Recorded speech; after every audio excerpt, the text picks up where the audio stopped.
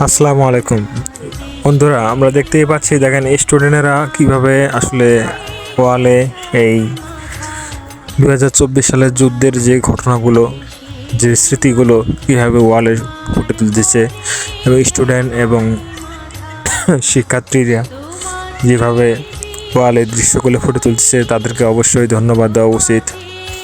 আমরা অন্তরের অন্তঃস্থল থেকে তাদেরকে ভালোবাসা দেব এবং ভিডিওটি লাইক, কমেন্ট, শেয়ার করে দেব, যে তাদের ভালোর জন্য, তারা দেশের জন্য এখন ভালো কিছু করতেছে। আমাদের স্বাধীন দেশের চিত্র দেওয়ালে ফুটে উঠতেছে, আমাদের অনেক ভালো লাগার বিষয়। আমরা আজকে দেশে স্বাধীন, স্বৈরাচারীর সরকারের পতন হওয়ার কারণে আমরা আজকে দেশে স্বাধীনভাবে বসবাস করতেছি। আলহামদুলিল্লাহ, সবাই ভিডিওটিতে লাইক করে যাবেন। এবং মানুষ, আমাদের দেশের প্রত্যেকটা জিনিসের দ্রব্যমূল্যের দাম বেশি।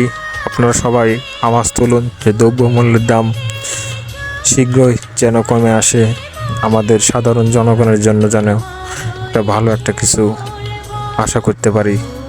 আলহামদুলিল্লাহ।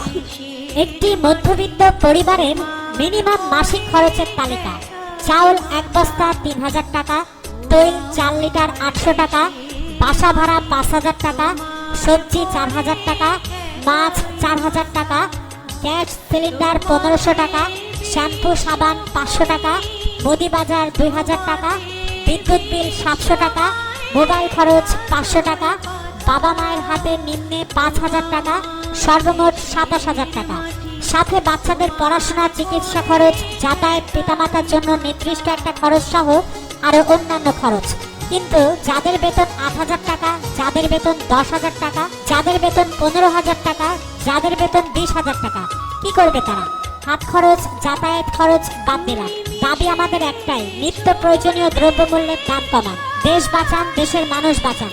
এদেশের মানুষ এখন আর মেট্রো রেল, পদ্মা সেতু, টানেল, ফ্লাইওভার চায় না। তারা 2 বেলা ভাত খেয়ে বাঁচতে চায়।